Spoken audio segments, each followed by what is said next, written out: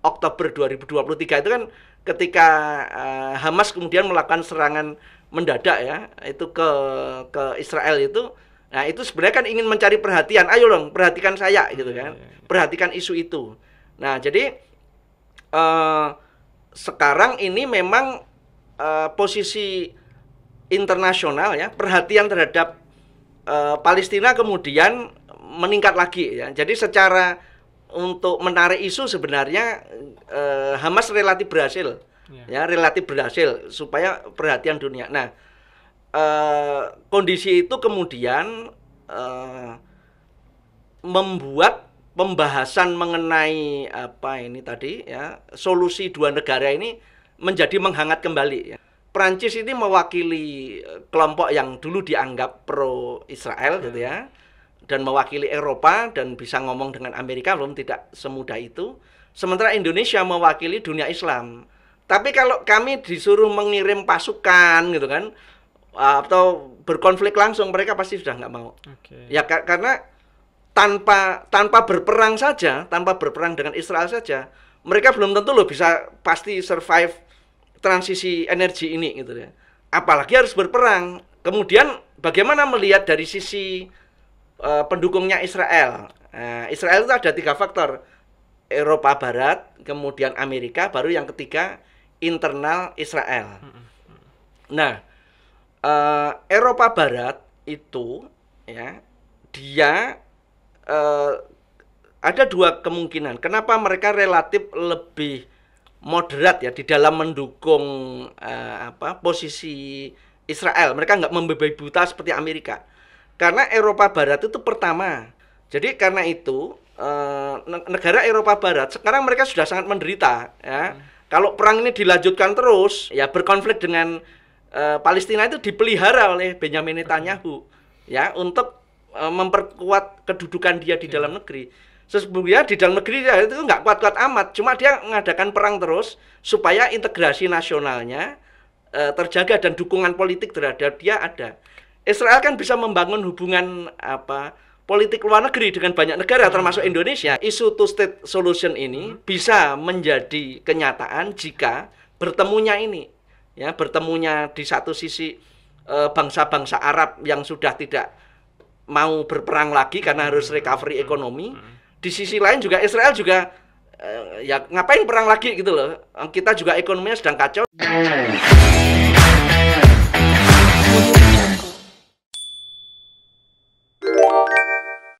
Bismillahirrahmanirrahim. Assalamualaikum warahmatullahi wabarakatuh.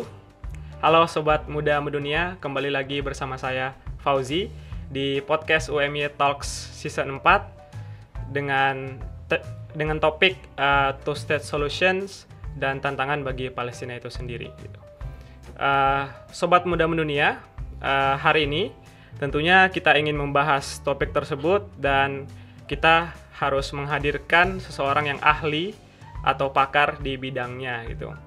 Nah, hari ini untuk membahas lebih dalam, kita kehadiran tamu spesial, narasumber spesial dari jurusan atau Prodi Hubungan Internasional, dan beliau adalah pakar di bidang Timur Tengah seperti itu. Langsung saja kita sambut, ada Prof. Siddiq Jatmika, MSI. Assalamualaikum. Halo Prof, gimana kabarnya Prof? Alhamdulillah. Alhamdulillah. Nah, jadi FYI, Sobat Muda Mendunia, Prof. Siddiq Jatmika ini 2 bulan yang lalu telah dikukuhkan jabatan atau status profesornya gitu ya Prof ya. Nah, mungkin sebagai pembuka Prof, biar teman-teman Sobat Muda Mendunia tahu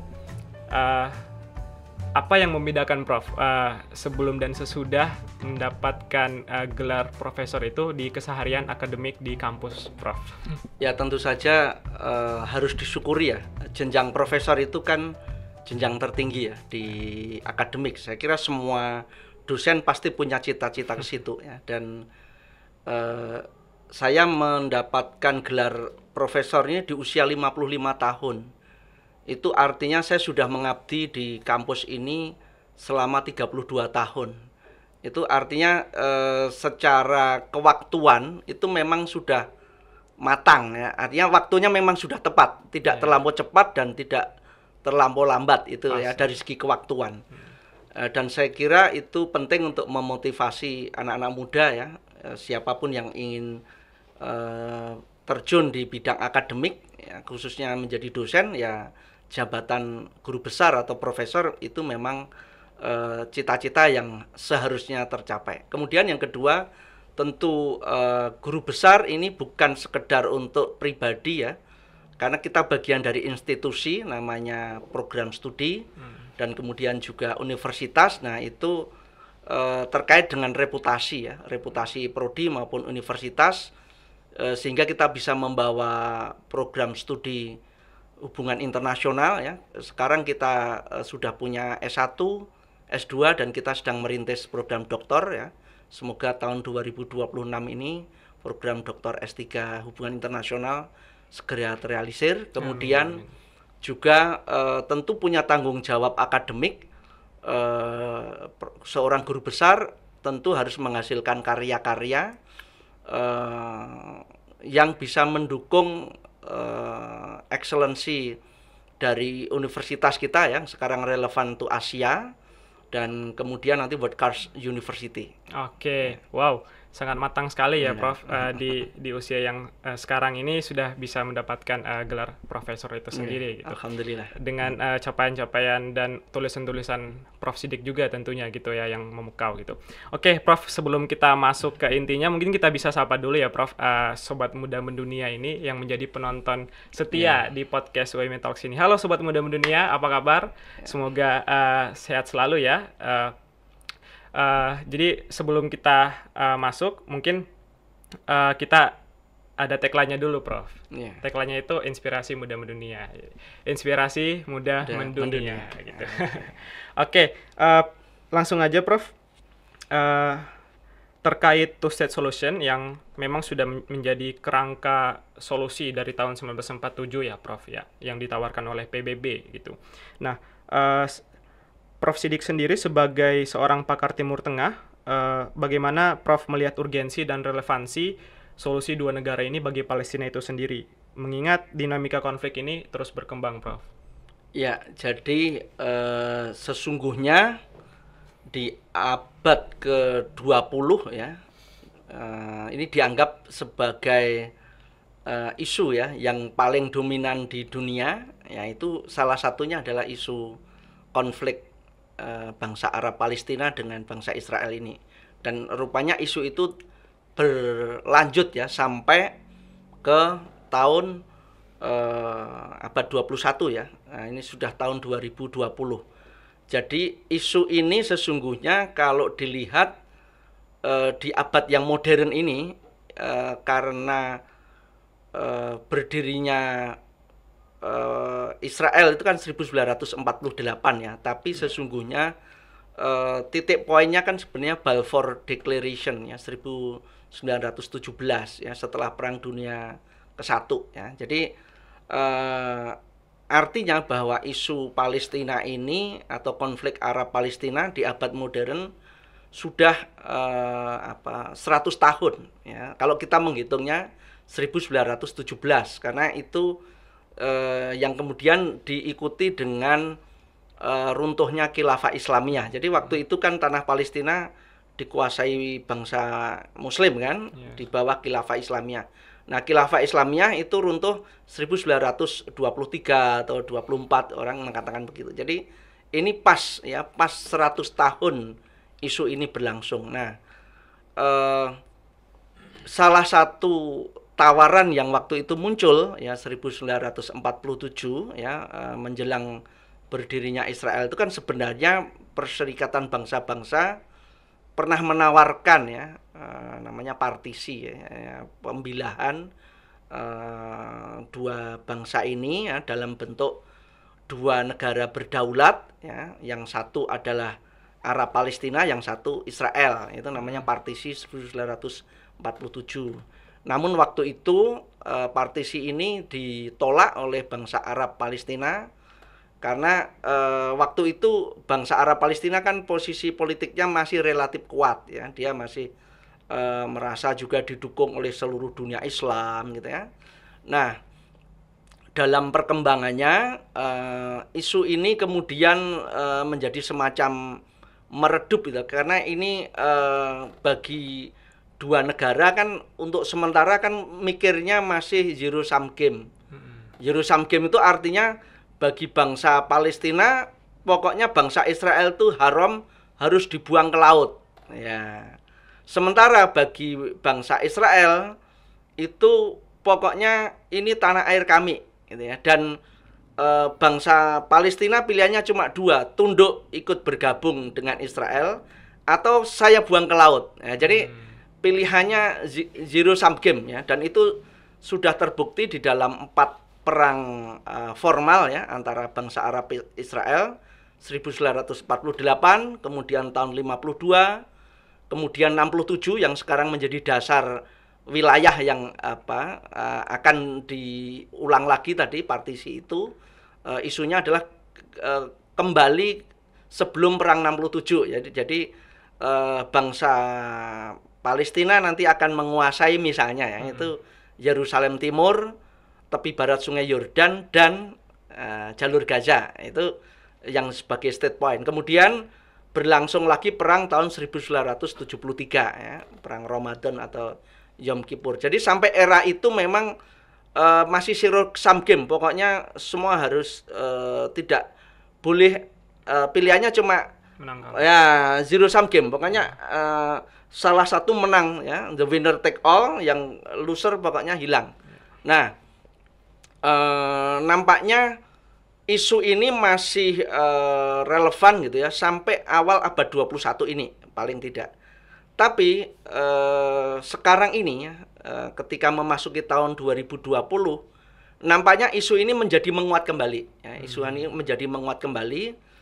Tentu saja dengan melihat realitas politik ya, nanti apakah pertanyaan apakah isu ini ya bisa menjadi realistis dan apa syaratnya bisa menjadi realistis ya. Kemudian yang kedua nanti supaya perdamaian itu bukan hanya komprehensif tapi juga sustainable ya, artinya langgeng gitu ya, tidak terulang-ulang lagi gitu ya. Nah, kemudian yang ketiga, apa yang bisa diambil oleh Indonesia ya, peran Indonesia untuk merealisasi gagasan ini. Paling tidak kan perlu negosiasi, itu kan perlu namanya akselerator ya untuk mempercepat itu dan meyakinkan berbagai pihak itu untuk supaya bisa merealisasikan ini. Nah, bisa kita lihat bahwa sesungguhnya sebuah negosiasi ya, ini kan dulunya kan sama-sama nggak mau damai gitu ya. Nah, itu bisa berdamai itu, jadi untuk memutus istilahnya kalau bahasanya Sri Mulat dulu hil yang mustahil nah, jadi hal yang mustahil gitu ya. Nah, itu bagaimana? Nah, negosiasi itu hanya bisa berlangsung paling tidak ada 3 syarat. Yang pertama adalah kondisi politik kedua belah pihak ini seimbang. Ya, artinya kedua belah yang bertikai ini, Israel dengan Palestina ini kondisinya harus seimbang. Itu ya. Yang kedua, harus ada wasit yang adil. Ya, penengah yang oleh kedua belah pihak dipercaya kemudian adil. Kemudian yang ketiga itu harus ada namanya trigger akselerator. Jadi ada peristiwa tertentu yang itu kemudian mendorong, mempercepat. Jadi misalnya kalau kasus Aceh ya, nah, di Aceh itu kan antara pejuang GAM ya, Gerakan Aceh Merdeka, dengan pemerintah Indonesia. Itu kan dulu dua-duanya kan zero sum game. Ya, bagi Indonesia pokoknya GAM harus hilang sama sekali, bagi bangsa Aceh itu merdeka sama sekali. Nah, harus ada akselerator dulu yang kebetulan ada tsunami gitu ya. Nah, ada bencana alam tsunami, sehingga bencana alam ini diambil untuk trigger ya, trigger. Trigger itu bisa dua kemungkinan, karena menyadari korbannya terlalu banyak, tapi juga peristiwa yang sama-sama sebenarnya kalau negosiasi itu kan menyelamatkan muka. Jadi harus ada alasan supaya kalau orang bertengkar itu kan pasti tidak ingin kehilangan muka. Nah, ini kan soal gengsi ya. Nah, trigger itu bisa sesungguhnya dua kemungkinan, karena memang menyadari bahwa kalau konflik berkelanjutan ini akan menyengsarakan kedua belah pihak, merugikan kedua belah pihak. Yang kedua, ini sekedar untuk menyelamatkan muka aja. Kebetulan ada momentum, ayolah kita damai supaya dua-duanya selamat gitu. Oke, Prof. Terima kasih atas penjelasannya tadi. Gini, Prof. Di Palestina itu kan kita lihat masih banyak tantangan-tantangan internal maupun eksternal gitu ya, Prof. Misal di internal sendiri, di Palestina kan ada dua kubu ya, Prof, istilahnya. Ada Hamas dan juga Fatah gitu. Terus belum lagi menyelesaikan masalah status garis batas wilayah gitu dengan Israel. Ada juga tantangan dari status Yerusalem itu sendiri, Prof. Itu masih internal. Belum kita lihat kalau skopnya eksternal lagi, lebih luas lagi, masih banyak tekanan-tekanan dari negara-negara superpower itu sendiri. Menurut Prof. Sidik sendiri sebagai pakar Timur Tengah, tantangan apa sih yang sebenarnya yang perlu diselesaikan lebih dulu, Prof? Jadi begini, kalau posisi diplomatik ya tadi maka saya katakan di sini kita melihat ada skill of diplomacy yang dilakukan oleh Israel. Jadi Israel itu bahasanya mampu melokalisir isu Palestina ini dari yang kelihatannya sangat besar kemudian mengerucut. Jadi seperti piramid terbalik. Jadi dulu pada waktu awal berdirinya Israel ya, konflik itu 1940-an itu isunya seolah-olah ini bangsa Israel berhadapan dengan dunia Islam. Nah, jadi sehingga Israel dikeroyok oleh seluruh dunia Islam kan. Nah, jadi dulu seperti itu ya. Nah, itu berlangsung ya ketika tahun 1948 Israel memproklamasikan kemerdekaan ya, kemudian di dunia Islam berdiri organisasi konferensi Islam ya. Nah, setelah perang 1973 kemudian ada perjanjian Camp David itu ya. Ketika Mesir di bawah Anwar Sadat kemudian berhasil diajak oleh Israel untuk mengakui kedaulatan Israel waktu itu, kemudian Israel sebagai imbalannya mendapatkan kembali Gurun Sinai. Nah, isu yang semula itu dunia Islam lawan Israel kemudian dipersempit, dunia Islamnya sudah hilang. Ini isunya adalah bangsa Arab dengan bangsa Israel. Nah, jadi sudah menjadi lebih kecil. Nah, kemudian kita tahu bahwa sesungguhnya di era-era awal memang yang lebih dominan kan partai politiknya itu kekuatan politiknya di tepi barat Sungai Yordan, yaitu Fatah ya, Fatah yang bagian dari kelompok lebih besar lagi namanya PLO. Pemimpinnya namanya Yasir Arafat. Ya, jadi waktu itu isunya masih bangsa Arab dengan Israel gitu.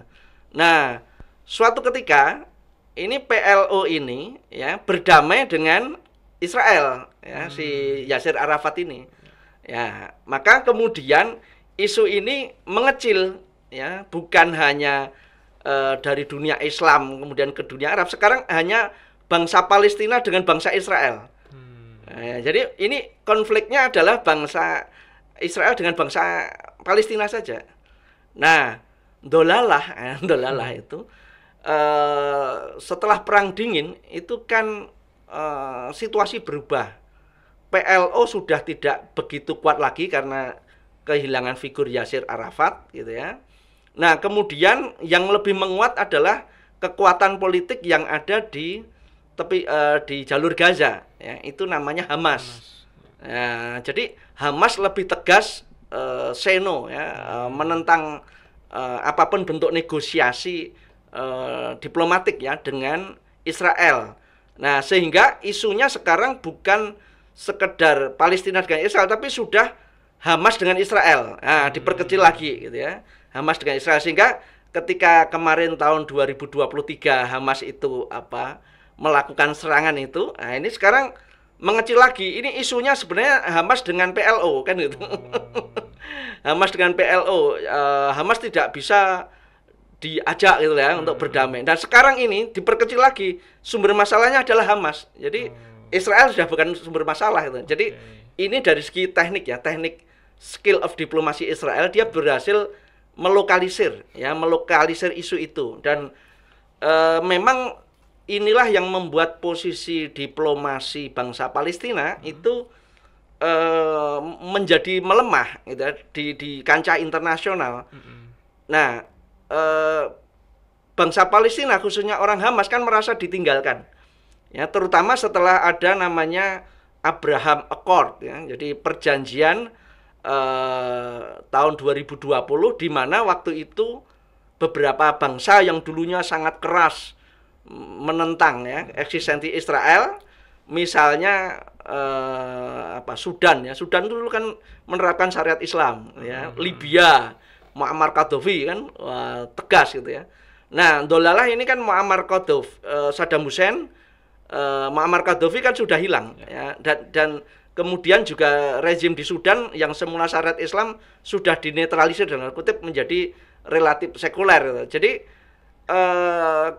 bangsa Arab ya, ada Uni Emirat Arab, ada Bahrain, Maroko gitu ya.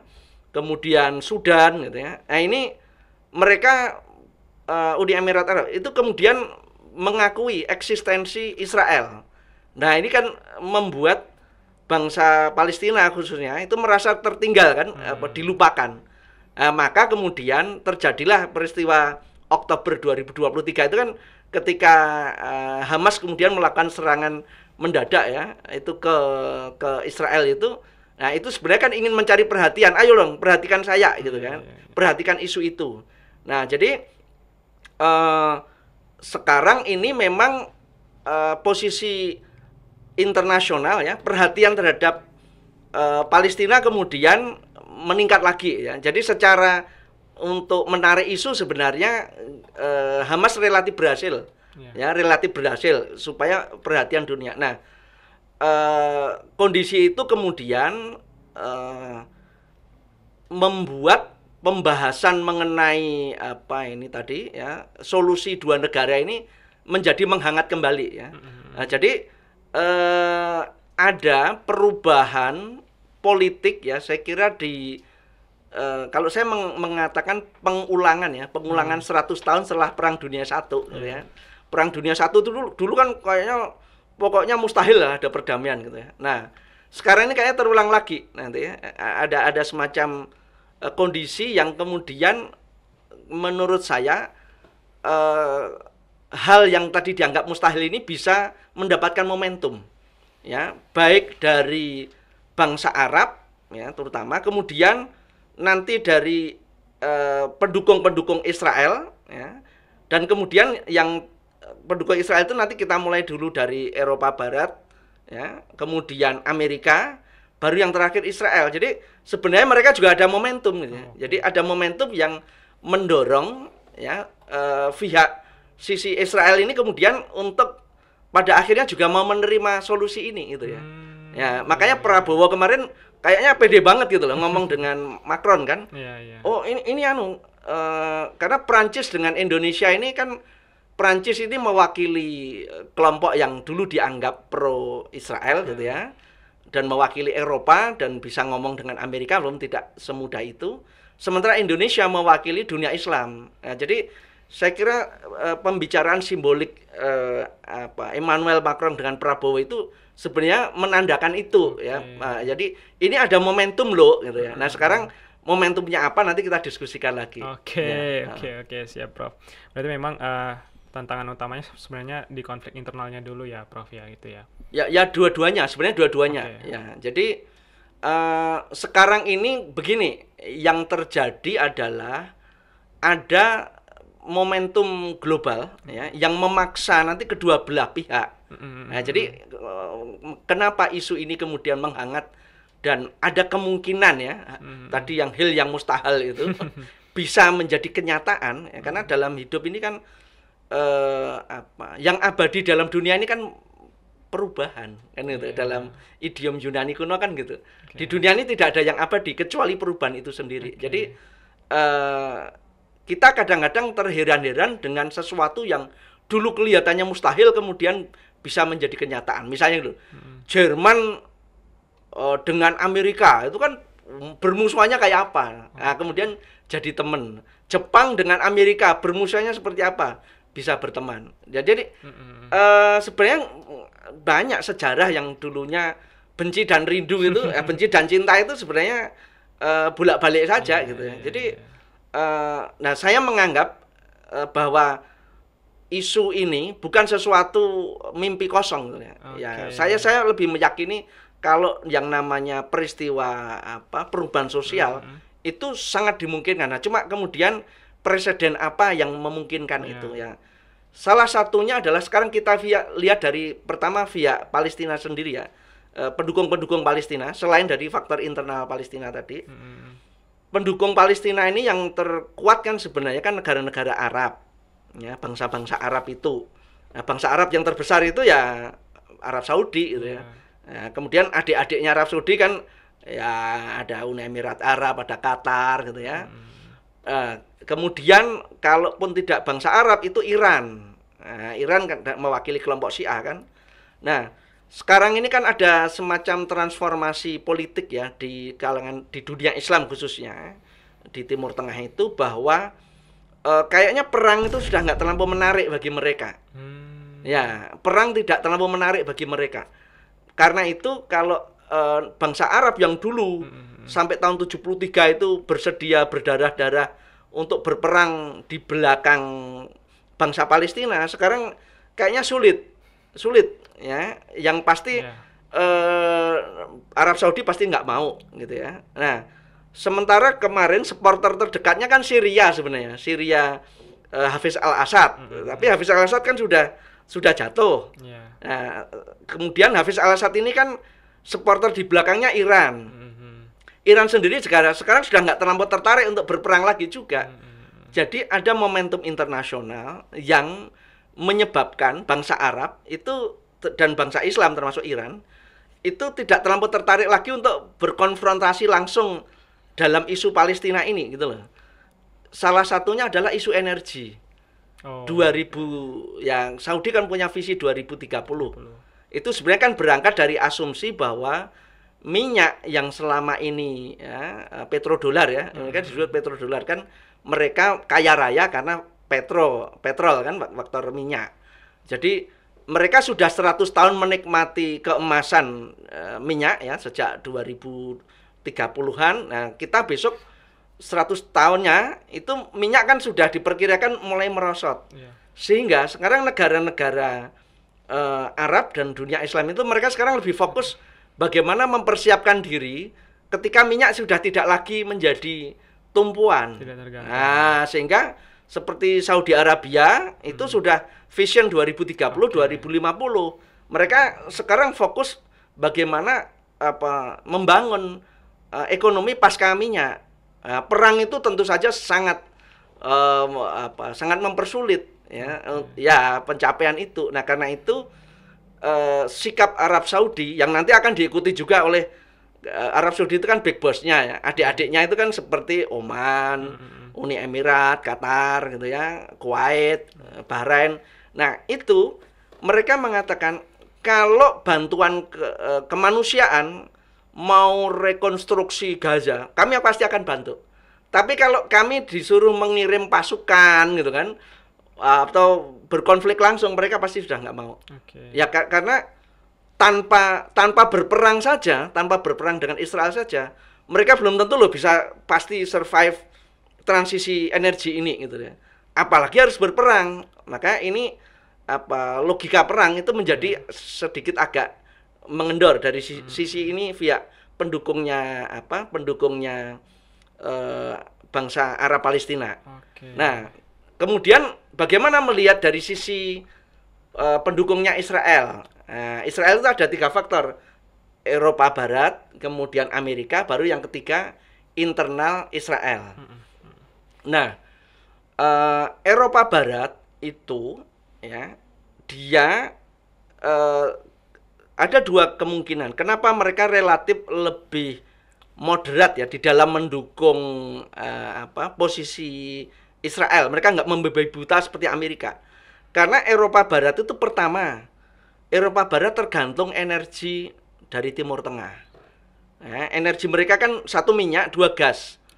Nah, gas itu kan datangnya dari Timur Tengah dan dari Rusia. Nah, ini dari Timur Tengah gasnya makin menipis, dengan Rusia berkelahi dalam krisis Ukraina. Jadi Eropa Barat itu maka pengen segera konflik-konflik semacam ini segera selesai karena sangat repot hidup dengan ketergantungan energi.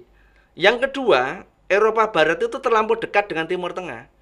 Itu artinya kalau di Timur Tengah ada destabilitas sosial politik, dampaknya itu terlampau dekat ke Eropa Barat. Dampak pertama tentu dampak konflik perang itu sendiri ya, ada harga, ada kemudian suplai gas, suplai macam-macam lah itu. Yang kedua adalah pengungsi politik. Nah, pengungsi politik kemarin aja Syria kan memaksa Uni Eropa untuk bersedia menerima 1 juta itu kan. Jerman kan memaksa itu, Inggris nggak mau, itu kan. Nah, jadi tapi faktanya kan 5 juta orang Syria kan melarikan diri ke Eropa, yang kemudian dibagi-bagi itu kan. Inggris nggak sanggup. Tapi seperti Jerman paling sanggup gitu ya. Jerman, kemudian Perancis, Italia mungkin, tapi Jerman paling sanggup karena Jerman memang memerlukan tenaga-tenaga untuk industri dia kan, yang 3D itu. Tenaga yang difficult, dirty dan danger. Nah, itu pekerjaan-pekerjaan kasar itu kan Jerman memerlukan. Nah, itu imigran oke lah masuk Jerman, tapi kan Inggris nggak sanggup karena Inggris sudah terlalu banyak imigran dan industri Inggris tidak sekuat Jerman. Nah, itu ya. Jadi karena itu negara Eropa Barat sekarang mereka sudah sangat menderita ya. Kalau perang ini dilanjutkan terus ya, termasuk di Timur Tengah, itu dia makanya sangat mendorong, termasuk Perancis tadi ya. Di Perancis kan sudah banyak demo-demo juga kan, demo-demo kekerasan sosial karena kesenjangan ekonomi dan pemenuhan hak-hak ekonomi politik terhadap warga negara. Nah, kemudian yang kedua, Amerika sebagai supporter terbesar Israel yang istilahnya itu membabi buta. Ya, posisi Amerika sekarang juga tidak sekuat dulu. Artinya kita melihat ya, kan sejarah superpower itu kan selalu ada ya, negara itu kan kayak manusia, lahir besar ya, di puncak kemudian bisa juga sakit, bahkan kalau perlu mati gitu ya. Jadi misalnya kalau belajar superpower di era abad pertengahan itu, misalnya dulu kan Spanyol, Portugal itu kan pernah kuat sekali. Tapi akhirnya kan mereka kemudian menjadi bangsa yang menengah, kemudian bangsa biasa. Berikutnya Perancis dengan Inggris sampai Perang Dunia I dan Perang Dunia Kedua kan superpower, kemudian mereka merosot. Nah, Amerika ini kan juga pernah mengalami masa kejayaan ya sebagai superpower kan setelah Perang Dunia Kedua sampai Perang Dingin ini ya, dia puncak. Tapi setelah Perang Dingin kan dia pelan-pelan mulai merosot kan. Nah, sekarang ini kan dia sudah mulai kehilangan ya kemampuan untuk itu. Nah, bagi Amerika maka mendorong tadi ya, mendorong proses ini kalau terjadi gitu ya, proses solusi dua negara ini tentu akan menghemat anggaran Amerika gitu ya untuk mensuplai ya, karena biaya perang Israel itu mahal. Ya, setiap hari itu kalau dirupiahkan 1,6 triliun setiap hari untuk pembiayaan perang. Nah, padahal biaya perang di Israel itu yang mensuplai adalah Amerika. Ya, jadi Amerika sekarang harus mulai. Amerika juga nggak terlalu suka perang-perang kecuali itu dorongan dari militer industrial kompleks ya, artinya pabrik-pabrik senjata. Tapi dari segi kemampuan untuk tadi ya membackup ekonomi politik dia, makanya Donald Trump sekarang mengatakan American First, itu kan dalam arti bagaimana menyelamatkan citizen asli Amerika ini supaya ekonomi politiknya bisa bertahan. Makanya dia menghindari imigran kan, imigran dalam bentuk apapun pokoknya dihentikan. Itu sebenarnya kan tanda bahwa dia kemampuannya sudah mulai merosot. Nah, yang terakhir tentu adalah Israel sendiri. Israel ya dia negara yang siap, namanya negara perang lah. Nah, seperti Benjamin Netanyahu ya, supaya dia bisa bertahan, dia menggunakan mempraktekkan teori integrasi nasional melalui musuh. Kan internal integration through external enemy ya. Dia ciptakan ya, berkonflik dengan Palestina itu dipelihara oleh Benjamin Netanyahu ya, untuk memperkuat kedudukan dia di dalam negeri. Sesungguhnya di dalam negeri dia itu nggak kuat-kuat amat, cuma dia mengadakan perang terus supaya integrasi nasionalnya terjaga dan dukungan politik terhadap dia ada. Hanya saja sekarang sudah mulai banyak keluhan. Tadi biaya perang, bayangkan 1,6 triliun itu setiap hari, ya rupiah ya, setiap hari untuk perang itu. Nah, perang itu menyebabkan dua hal. Pertama, anggaran sosial, anggaran sosial untuk kehidupan ekonomi, kesehatan, pendidikan, ya, kemudian perlindungan difabel dan orang tua misalnya, itu di jaminan sosial lah bahasanya itu di Israel itu makin lama makin merosot. Nah, tentu ya mereka punya pilihan rasional ya suatu ketika. Ya udahlah kalau memang pilihan dua negara ini menjadi realitas, kan berarti sudah nggak perang lagi, berarti kan menghemat energi kan. Yang kedua, kemudian nggak ada ketika mereka bisa berdamai, tadi misalnya kalau usulan Presiden Indonesia Prabowo Subianto dengan Emmanuel Macron itu terrealisir, kan anggaran pertama, anggaran untuk perang bisa dipakai untuk ekonomi. Yang kedua, Israel kan bisa membangun hubungan politik luar negeri dengan banyak negara termasuk Indonesia kan. Nah, jadi termasuk dengan Indonesia, Malaysia dan negara-negara Islam ya, seluruh dunia Arab dan dunia Islam yang dulu sangat anti Israel sekarang terbuka. Nah, begitu terbuka berarti peluang ekonomi dari Israel kan kemudian berkembang. Nah, ini ya momentum ya, momentum yang memungkinkan, ini bahasa ekonominya kan yang namanya momentum ya.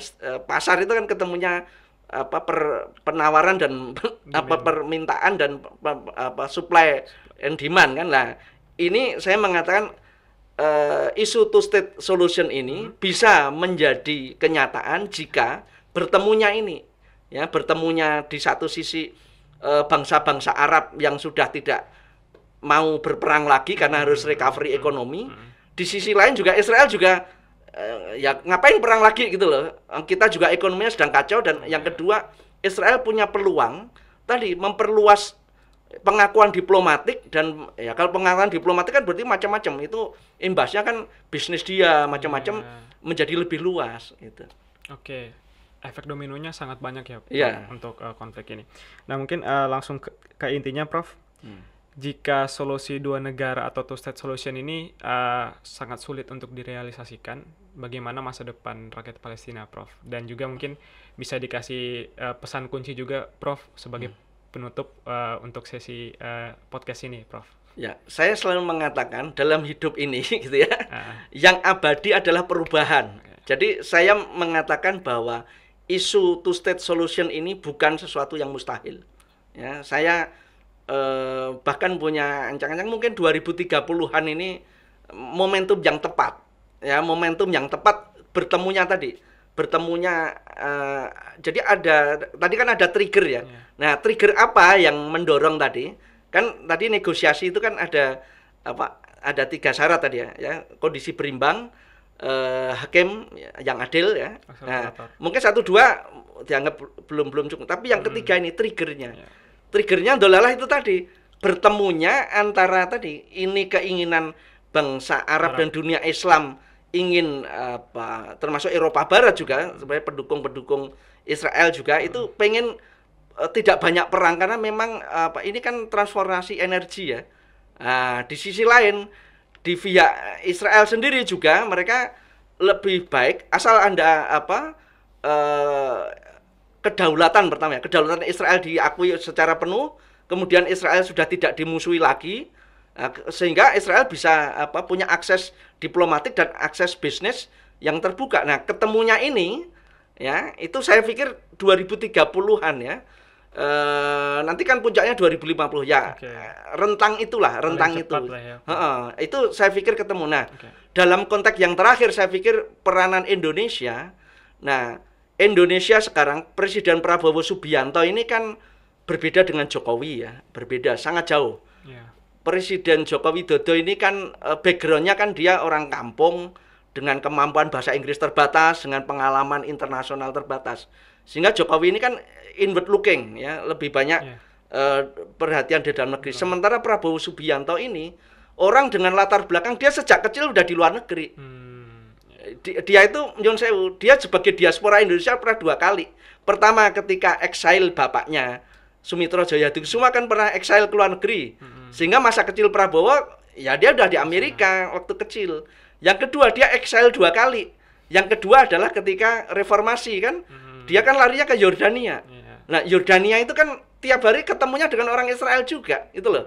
Ya dia kenal lah siapa dengan jenderal-jenderal Israel itu pasti kenal. Mereka pernah belajar bareng di Amerika kan dalam karir militer maupun juga di Yordania saya yakin terlalu dekat lah dia untuk ngobrol-ngobrol semacam itu sehingga saya melihat ya peranan Indonesia itu sekarang lebih memungkinkan. Prabowo punya kemungkinan untuk outward looking ya dan dia punya skill of diplomacy yang lebih bagus untuk ngomong-ngomong dengan Israel tadi gitu loh. Jadi peranan Indonesia dengan Prancis itu saya kira kemarin menurut saya itu momentum yang salah satu momentum yang bisa mendorong realitas seperti itu. Dan Indonesia sudah mengatakan kami akan kalau suatu ketika untuk menjamin perdamaian ini selesai, ini pertama kan menyelamatkan muka dulu. Menyelamatkan muka itu ya udah sekarang ada peristiwa krisis energi gitu kan, daripada perang-perang oke lah sekarang kita lagunya kemesraan lah gitu kan. Di sini senang, di sana senang gitu. Nah, jadi ini ada momentum yang menyelamatkan muka yaitu Indonesia mewakili dunia Islam dan dunia yang dianggap mendukung Palestina. Di sisi lain Prancis mewakili yang kelompok yang dianggap mendukung Israel. Nah, ini fungsi Indonesia dengan dengan Palestina ini kan akselerator. Ya dia membantu menyelamatkan muka tadi, menyelamatkan mukanya Israel dan menyelamatkan mukanya Palestina. Nah, kemudian yang kedua itu adalah jaminan supaya konflik tidak terjadi lagi. Nah, Indonesia kan sebenarnya sudah punya pasukan UNIFIL ya, yang itu diletakkan di perbatasan Lebanon dengan Israel waktu itu ya, dan itu untuk menghambat ya supaya tidak perang. Nah, besok Indonesia sudah menawarkan kalau solusi 2 negara ini berlangsung, Indonesia akan kirim copy paste pasukan perdamaian yang diletakkan ya, kalau dulu kan Lebanon dengan ini sekarang adalah antara Palestina dengan Israel. Jadi nanti Indonesia dengan Perancis itu bareng-bareng gitu loh. Ya jadi garansinya ya, garanternya yang penjaminnya itu Indonesia dengan Perancis. Kami akan letakkan pasukan perdamaian bareng-bareng di perbatasan antara Israel dengan Palestina gitu loh.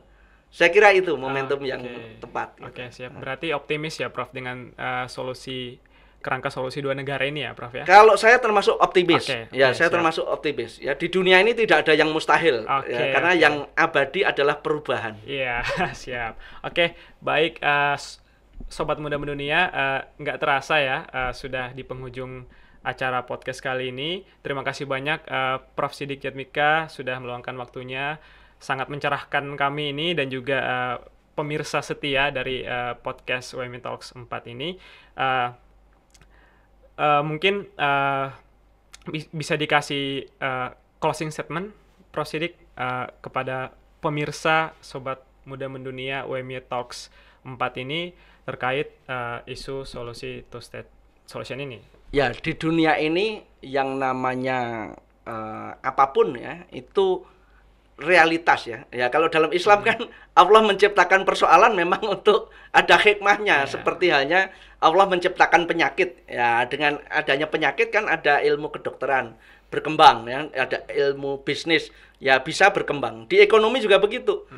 Kita semua loh kok kayaknya nggak efisien. Ya tidak efisien itu melahirkan adanya kan gitu peluang pasar ya sama. Di dalam kita sekarang orang ilmu politik melihat konflik seperti ini ya, konflik menghasilkan ilmu kan gitu ya, menghasilkan ilmu, dan ilmu yang terbaik adalah ilmu yang bukan sekedar mengerti ya, tapi juga kemudian menyelesaikan ya, memecahkan ya. Harapan kita kajian-kajian ilmu hubungan internasional dan ilmu apapun ya sekarang bukan sekedar mengerti peristiwa itu apa, tapi juga apa kontribusi kita untuk ikut memecahkan persoalan, dan kita harus berpikir secara positif dan berpikir secara optimis. Saya kira begitu. Oke, terima kasih banyak Prof atas closing statement-nya. Ya, begitu pemirsa setia Sobat Muda Mendunia untuk podcast UMI Talks Season 4. dengan topik Two-State Solution dan tantangan bagi Palestina itu sendiri. Jangan lupa like dan juga subscribe YouTube UMY Jogja dan juga Instagram. Jangan lupa di follow dan juga di like postingannya. Dan sampai jumpa di episode-episode selanjutnya di podcast UMY Talks 4 nantinya. Inspirasi mudah mendunia. Wassalamualaikum warahmatullahi wabarakatuh.